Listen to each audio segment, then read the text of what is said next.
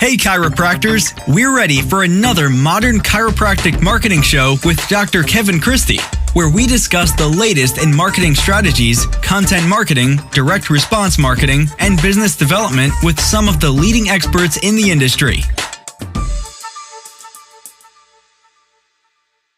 Hey docs, welcome to 2022. I'm excited about it. I hope you are.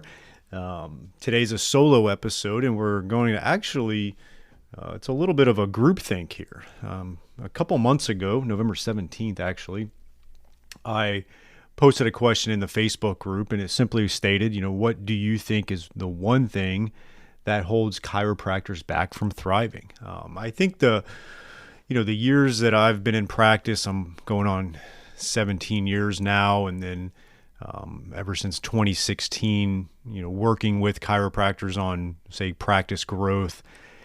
And it's been frustrating to see how many chiropractors are struggling and aren't thriving in the way that they thought they would, right? So I'm not going to define success or thriving, but I think each of you or each of us have it in our mind's eye what our expectation was when we became chiropractors. Now, if you're in year 2 of your career or year 4, there's still a lot of meat on the bone to grow, and you might be in that delayed gratification phase like I was at that point, so that's totally understandable. But I think we all can look at where we're at, whether it's year 2 or 10 or 20, and either say, yeah, this is what I was hoping, better than I was hoping, or it's just not what I expected as far as the quote-unquote success, right, or thriving. And so I wanted to kind of get it down to why is that, right? And let's, for the sake of argument, we'll put the clinical side away at this point. It actually wasn't even put on there, but I kind of had a qualifier for the question is like, I didn't want things like insurance, reimbursement, lack of trust in chiropractic, etc. I know a lot of chiropractors that are thriving in lieu of all those obstacles in the way that are outside of things we can control, right?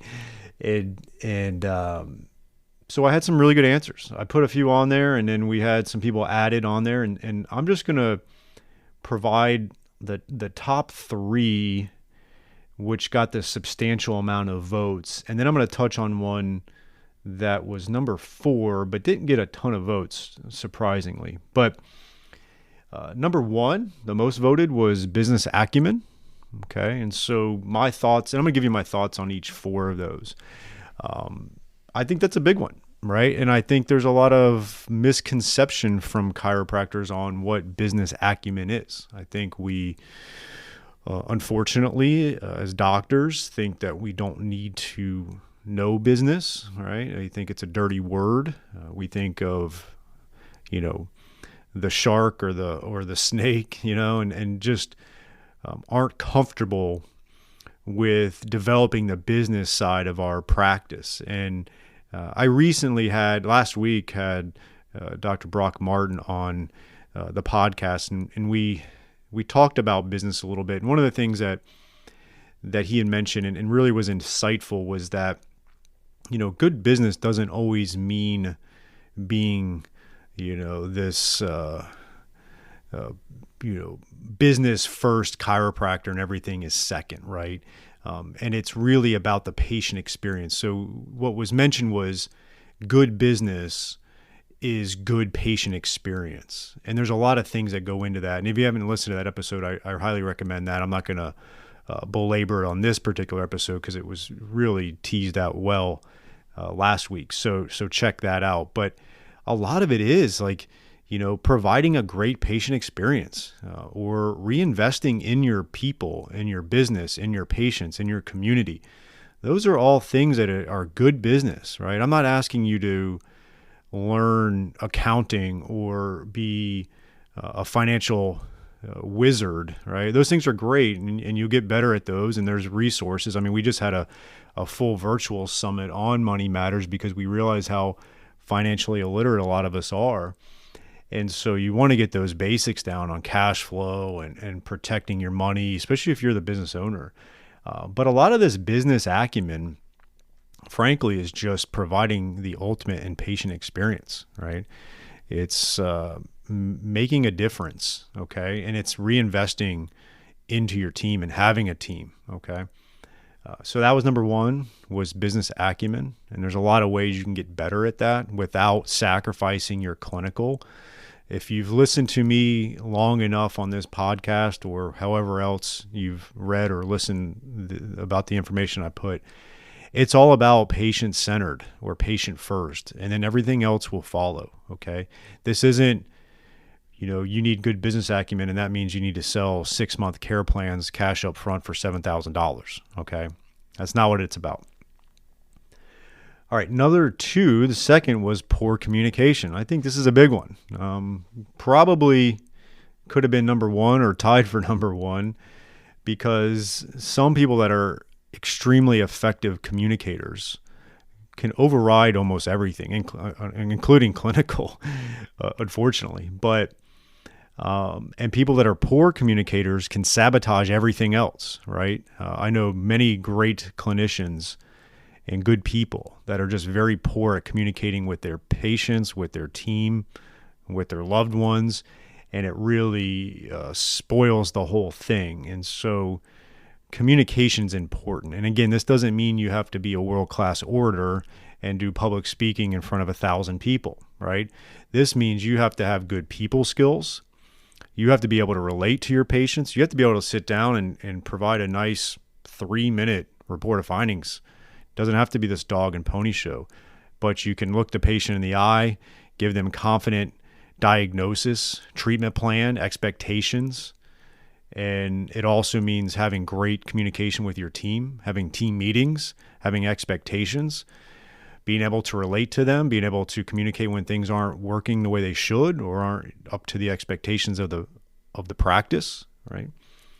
And yeah, if you can get out in the community more and communicate with people and network with people and have public speaking and do workshops and all that, you'll be amazed at how your practice will grow. And so the communication is vital in growing your practice. Okay. Number three was mindset, and this was also talked about on the last episode with Dr. Brock Martin, and this is a big one, right? This is huge, and I think everybody at this point has referenced or heard the book by Carol Dweck with growth mindset, and there's a lot of people that have a fixed mindset and there's people that have a growth mindset, and we can relate to that, right? We can definitely relate to that. Now, if you're listening to this and for you, a small practice that is paying you decently well and your life is great and you enjoy that and you don't want any more than that, then I'm not here to say you should change your mindset and grow your practice even more. Okay. But I know a lot of you are spinning your wheels and are not achieving what you would want to, right? Like if you're collecting $15,000 a month in revenue and you're not paying yourself as much as you'd like, let alone hiring a front desk or a CA or an associate, but you want all those things, you got to really start to wrap your mind around the fact that, you can have a $30,000 a month practice, a $40,000, a $50,000, whatever it is, right? I've thrown certain numbers out to people in the past and they kind of look at me sideways like that's not possible. I was like, well, yeah, it is. I know plenty of evidence-based ethical chiropractors that are doing 30, 40, 50, 100,000 a month, right? Obviously the 100,000 a month is a select few, but they're doing it, right? And they're doing it under the very similar or same circumstances as everybody else as chiropractors, right? So you got to get whatever's just cluttering your mindset on growth out of the way.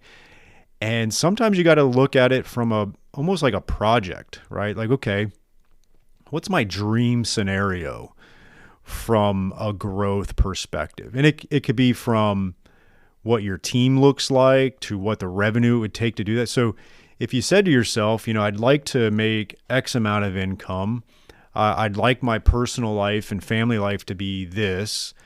I'd like to have this team, right? I'd like to have the front desk, myself, an associate, a CA. I'd like to outsource some of my marketing and certain things and get very clear on that. And then what does that take, right? Like if you want to pay yourself X and then you want that type of team, what does that take per month? Is it $35,000 a month, right? Let's just use that number for right now.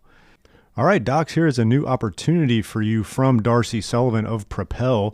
She is our SEO specialist in helping out many chiropractors with their search engine optimization and making sure Google is finding you and getting you new patients. It's amazing how many new patients chiropractors can get and are getting when they do the SEO right and a few other things. And Darcy is offering a free SEO workshop just for chiropractors, and you can sign up for that at bit.ly/propelmcm. That is bit.ly/propelmcm, Modern Chiropractic Marketing, right? And so check out that link, and we're going to have you go over 5 SEO secrets to owning the first page of Google without buying ads. And Darcy's going to give that free workshop, 1 hour, to really help grow your practice and start churning new patients from the ever mighty Google, which is still king in the online marketing. So check that out at bit.ly/propelmcm for the 1 hour free workshop. If it's $35,000 a month, what does that take? If you're part of CSA and you got access to the digital dashboard and you have all your practice analytics and you know how much an office visit is, right? Like if an office visit is $70, how many visits would it take per month to make $35,000? What needs to change to see that many people, right? That might, for some of you, have to double your practice. You may not be able to double your practice the way it's currently constituted, right? But it's similar to the mindset where, when you were, let's say, a sophomore in undergrad, could you imagine the skill set you have 2 years out of chiropractic school, right? Like a lot of people couldn't fathom that. Like I was just trying to figure out where I was going to go drink for Friday night at that point in my life. But it's the same thing. Like you take the next step, and then you get there. Right? But too many of us never take those next steps or never even plan out and reverse engineer what say project 35K looks like, right? Like what does the project of getting to 35,000 for you look like? And you got to start teasing it down to the numbers and say, okay, I got to see this amount of office visits. Well, I can't see that amount of office visits because it's just me. Well, what if you started seeing 25 more office visits a week or even a month? What could that afford you, right? Could you hire the front desk person you don't have right now and that person free you up from all the $20 an hour tasks you're doing, right? And then all of a sudden you got that front desk firing on all cylinders and you're making more money and you reinvest in yourself a little bit more, or reinvest in a CA that's now doing all the rehab exercises for you. Yeah, you can find a great CA that can do that stuff. You don't need to be doing that. And if you are, fine. If you got some kind of workflow that's allowing you to see the amount of people and charge the amount of money or get reimbursed from insurance that's fair to spend 30 minutes with a patient, fine. But the reality of it is that's few and far between. So can you hire that great exercise CA? And now you're able to see more people, make more money. And then, you're all of a sudden you're starting to realize like, oh, okay, we're at 25, 28,000. Now we're at 30 and you can hire that associate. That gets me up to 35, right? So just start to really reverse engineer that, but understand that the first roadblock for many of you is the mindset of it. And I don't know how your plan is to rectify that and fix that mindset. Obviously, there's people you can hire and things you can do to improve that. It's going to take some investment in yourself, which is part of the mindset shift. It's always staggering. I spend a fair amount of money every year on investing in myself, with coaches and other people that are going to progress me. And as I get to different levels in my professional career that I never thought I would have gotten to, I keep on doubling down on that and bringing on other people that are going to take me to the next level. And that's part of the growth mindset that I fortunately have cultivated for myself. I wouldn't say I had that. I had the poverty mindset. I grew up very, lower middle class. I wouldn't call it poor by any stretch, but it was definitely lower middle class. And it was a fixed income, and it was a paycheck to paycheck childhood. And when I got out of school, I couldn't fathom asking someone for $70 cash to come see me. Right.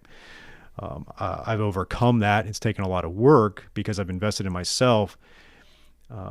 So you got to figure out that how can you invest in yourself to work through that mindset and overcome that and realize that whatever it is in your vision of what your life is going to be with you and your family, the practice is the vehicle to get there, and providing exceptional patient care and having great communication and good business acumen and having the mindset that you can thrive and you can have really a great life and providing exceptional care to your patients. It's not mutually exclusive. I think that's one of the biggest mindset flaws I see in our evidence-based crowd of chiropractors. That's my soapbox for mindset. Sorry. Starting out the year hot, right? And then fourth, it just had a little bit of votes, but I think it's a big one, and it is not being intrinsically motivated, right? So we don't want, money to be our motivation. That would be the extrinsic motivators, right? Now, there are some extrinsic motivations in life, right? Like your family and how you want to live and all that. And then the reality of it is to achieve that or to achieve the team you want in your practice, it's gonna take some money. So it's okay to have extrinsic motivators that are higher level things for you and your family. But then there's got to be a level of intrinsic motivation, right? Like you got to want this, and that could be that mindset roadblock for you. And yeah, I do believe some people are born intrinsically motivated and some aren't, but I do believe you can, again, going with that growth mindset, work through that and find what does intrinsically motivate you. Okay. Maybe you just got to get clear on that. And that's where I like what Strategic Coach talks about with unique ability. I think a lot of times what maybe suffocates a person's intrinsic motivation is that they're not functioning in their unique ability, and they're doing a lot of things that wears them out and burns them out, and they don't enjoy it. And so if you can start to chip away at the clay of this life that you're building and sculpt what you desire, I think it is chipping away at all those activities that don't fascinate and motivate you, and getting super clear on what your unique abilities are. And if you start to work towards that, you'll find yourself becoming even more intrinsically motivated.